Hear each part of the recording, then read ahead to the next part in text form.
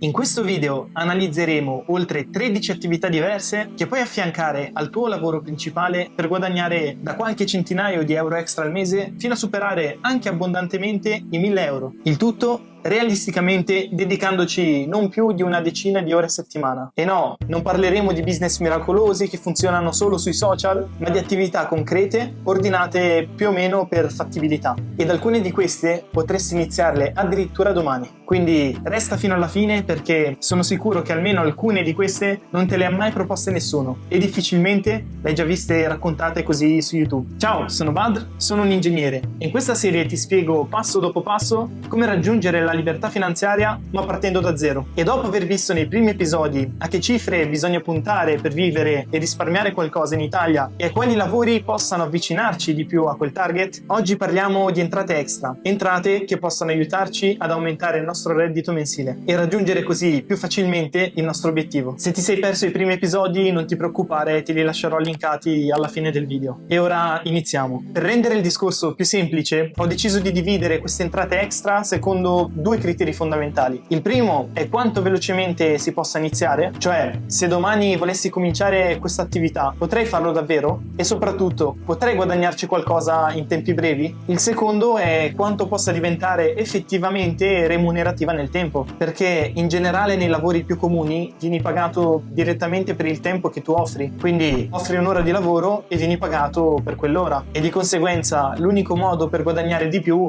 devi lavorare semplicemente di più. Ma poi esiste una seconda categoria di attività extra che sono sicuramente più difficili da avviare perché richiedono competenze, un minimo di esperienza e spesso anche del tempo per trovare proprio i primi clienti, ma in queste non vieni più pagato per il tempo che offri ma piuttosto per il valore che riesci a offrire. Ma a prescindere da quale attività extra tu scelga di iniziare, l'obiettivo dovrebbe essere col tempo spostarti il più possibile verso attività in cui guadagni per il valore che riesci ad offrire piuttosto che per il tempo che riesci a dedicarci. E quindi, seguendo questo ragionamento, ho deciso di dividere queste attività in due grandi gruppi, partendo da quelle più immediate. E partiamo da quella che probabilmente è l'attività extra più ovvia, ma anche una delle più veloci da attuare in assoluto, ovvero dare ripetizioni. Unico requisito è chiaramente di essere almeno competenti in una materia, in una skill, ma per il resto è bellissima perché già dai primi anni delle superiori puoi iniziare, che sia con i tuoi compagni di classe, amici di famiglia o semplicemente il vicino di casa, e ti puoi creare un giro molto velocemente. E per crearti il giro io ti consiglierei innanzitutto di stampare un foglio ed attaccarlo sulla bacheca della scuola, poi sfruttando i social ed infine con un po' di passaparola. PS, sono sicuro che le madri sono fantastiche in questo. Il vantaggio delle ripetizioni è che hanno praticamente zero costo iniziale, sono molto flessibili, puoi farle sia in presenza che online e soprattutto hanno una paga oraria dignitosa, infatti si parla più o meno tra i 10 e i 15 euro l'ora e già quindi facendo, non so, 3 o 4 ore a settimana, ed è proprio il minimo, puoi fare tra i 150 e i 200 euro al mese. Seconda attività è quella di vendere oggetti inutilizzati, eventualmente fare un piccolo reselling e poi partire semplicemente da quelle cose che non utilizzi più, che siano vestiti, elettronica, le scarpe swag che mettevi in terza media e sono ferme lì da anni. E con piattaforme come Vinted, eBay oppure Subito sono sicuro che già con ciò che hai puoi arrivare a 100, 200, 300 euro, ma poi puoi sviluppare la cosa, dedicare un po' di tempo a sfogliare questi siti e magari imparare a riconoscere le opportunità, qualche articolo magari sotto costo che potresti acquistare e poi rivendere, trasformandoti quindi in un piccolo reseller. Attenzione però che fin tanto che è occasionale puoi farlo, se diventa un po' più abituale devi sentire un commercialista perché potresti dover aprire partita IVA. Terza attività molto comune è quella del pizza boy. Vai in qualsiasi pizzeria del tuo quartiere o del tuo paese, troverai che spesso saranno in cerca del classico fattorino o del ragazzo che sta lì alla cassa a dare una mano e la paga media è di 20, 25 o 30 euro serata e quindi facendola anche solo nel weekend puoi arrivare tranquillamente a 300 euro al mese. E ora arriviamo a un quarto lavoro che secondo me su YouTube non l'hai ancora sentito. Infatti molti grandi negozi e catene per controllare le giacenze di magazzino si affidano ad aziende esterne che mandano squadre a contare i propri prodotti e sto parlando degli inventaristi. E il bello di questo lavoro è che deve essere fatto fatto per forza in orari serali barra notturni, quando i punti vendita sono chiaramente chiusi. È un lavoro di base molto semplice, ti danno un dispositivo, ti assegnano a una zona del negozio e tu semplicemente ti metti a contare i vari barattoli di Nutella, le scatolette di tonno o i sacchetti di patatine. Chiaramente è un lavoro che ha dei picchi in certi periodi dell'anno che immagino anche fiscalmente, ma in ogni caso almeno 2-3 sere a settimana si dovrebbero fare sempre, e con 2-3 sere da 4, 5, 6 ore a serata, poi chiaramente dipende da quanto ci si impiega a contare tutto il negozio, si superano tranquillamente i 500-600 euro mensili. Ed io stesso un po' di anni fa durante gli studi l'ho fatto per qualche mese e posso raccontare che sinceramente è un lavoro molto divertente, a parte quando finivi a contare i surgelati, che era la peggio tortura, ma per il resto era abbastanza leggero e comunque pagava abbastanza bene. Quindi informatevi, è super consigliata. Se volete nomi di aziende che operano nel settore, magari mettetemelo nei commenti. E a questo punto, prima di passare a quelle attività più scalabili, ci sono quelle attività in cui è molto semplice iniziare, ma che io sconsiglierei almeno alla maggior parte di voi. La prima di questa è Rider, che qualche anno fa poteva essere anche interessante perché pagavano di più, si era più tutelati. È un lavoro accessibile, questo sì, però il guadagno reale può essere molto discontinuo. Dipende tantissimo dalla città, dalla piattaforma, dagli orari in cui riesci a lavorare e da quanta domanda effettivamente ci sia. Di solito la domanda è alta quando le persone appunto non riescono a scendere ad andare ad ordinare, e guarda caso di solito è quando ci sono cicloni e tempeste, e quindi per una serie di dinamiche fare questo lavoro quando si ha la possibilità di scegliere qualcos'altro io lo vedrei molto come una tortura autoinflitta, e quindi chiaramente non mi sento di consigliartelo. Un altro lavoro molto semplice da ottenere, ma che io personalmente sconsiglierei, a meno che non siate dei ragazzini che vogliono iniziare a guadagnare qualche soldino, è quello del volantinaggio. Questo perché il rapporto tempo-paga è veramente basso, magari al freddo, sotto la pioggia o sotto un sole che picchia, e la paga di solito non supera i 5 euro l'ora, e quindi a meno che tu non abbia un bisogno super impellente di guadagnare, io ti consiglierei di partire con altre strade. E infine l'ultimo lavoro che sconsiglierei è quello del cameriere, perché vi ricordo che stiamo parlando sempre di un secondo lavoro, e se tu già hai passato una giornata piena e stressante, il cameriere come secondo lavoro è veramente estenuante, perché devi stare in piedi per ore, correre, servire tavoli, gestire clienti, sopportare i clienti più pesanti, e quindi se ci sono alternative io veramente lo sconsiglierei, per non parlare delle paghe che spesso sono veramente ridicole. E quindi se hai alternative veramente valuta molto bene prima di scegliere questa strada. E ora finalmente arriviamo al secondo blocco, e la prima attività che voglio consigliarti è quella della gestione dei social, partendo in modo molto semplice, ovvero vai semplicemente nel bar, nella pizzeria o in una qualsiasi attività del tuo quartiere, chiedi loro se hanno già un profilo social ed offriti di gestirgli una pagina, magari offrendo anche un piccolo periodo di prova gratuita. Alla fine, per proprio la base, si parla proprio di 4 reel al mese, una decina di storie e magari un paio di post. E per iniziare sostanzialmente hai bisogno semplicemente di questo e di qualche software anche gratuito di editing. E quanto può pagare un'attività di questo tipo dipende chiaramente da quanto valore riesci ad offrire. Comunque si parla di almeno 200, 300 o 400 euro al mese per attività. Personalmente con la sforneria abbiamo ricevuto diverse offerte, da chi ci chiedeva 200-250 euro fino ad arrivare a un progetto super figo da 1000 euro al mese, che chiaramente era troppo per quello che ci serviva. E quindi con 2 o 3 clienti piccoli si può arrivare tranquillamente a 1000 euro al mese.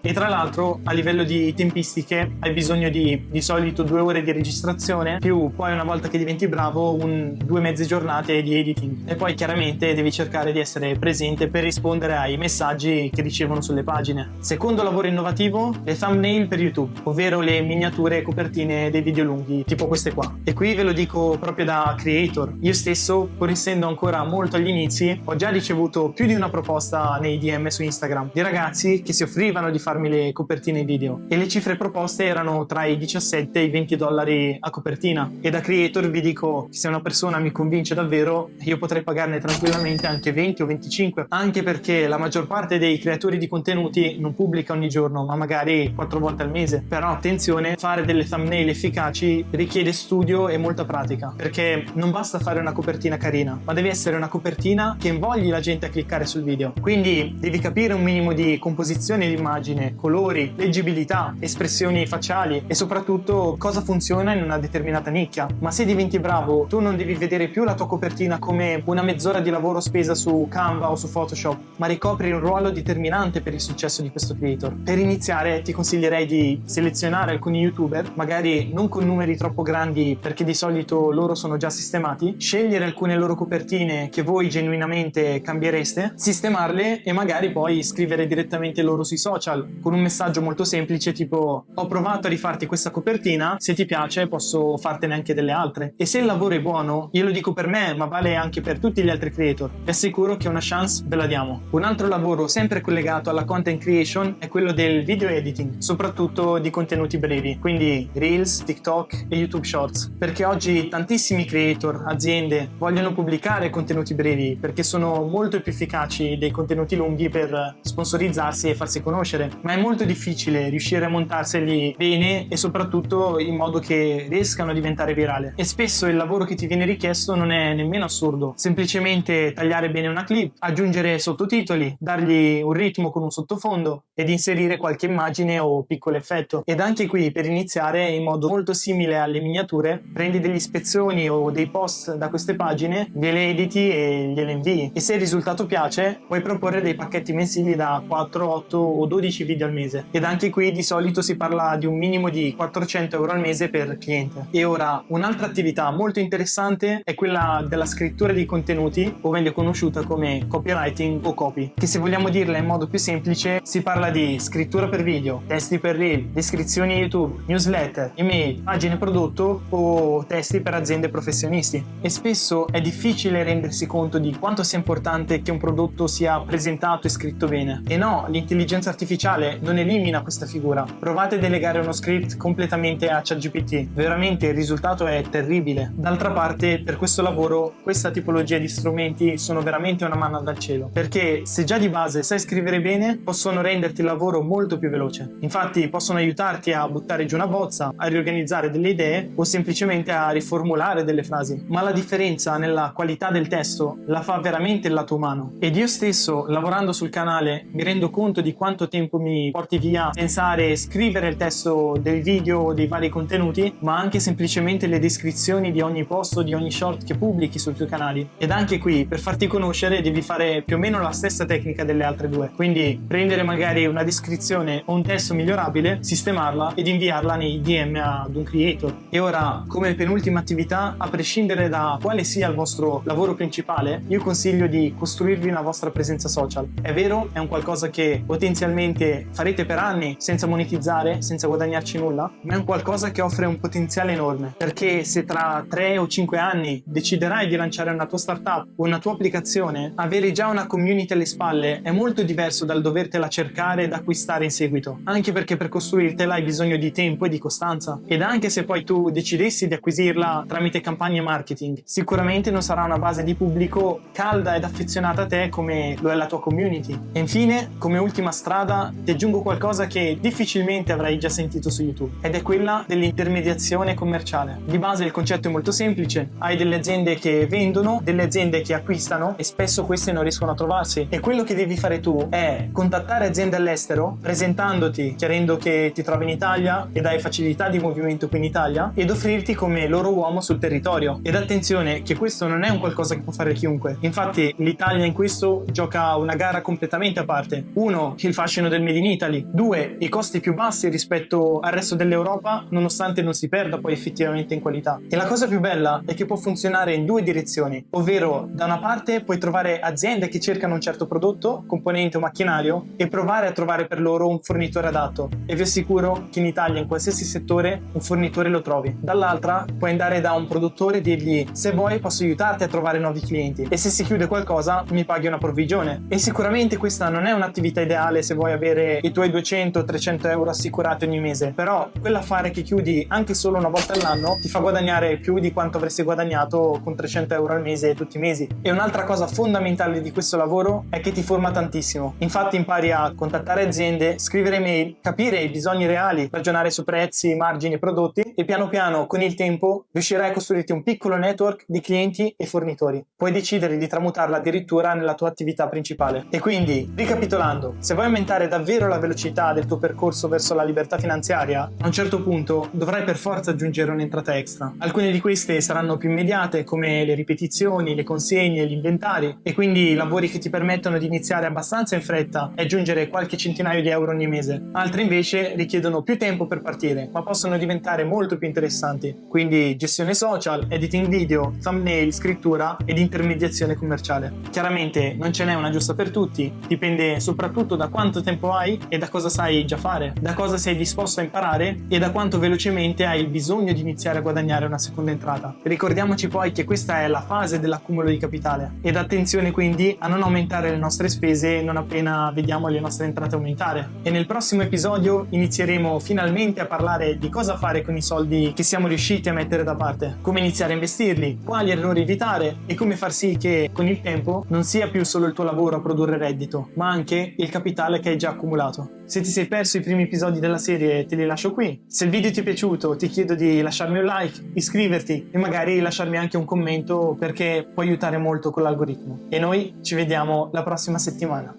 Ciao!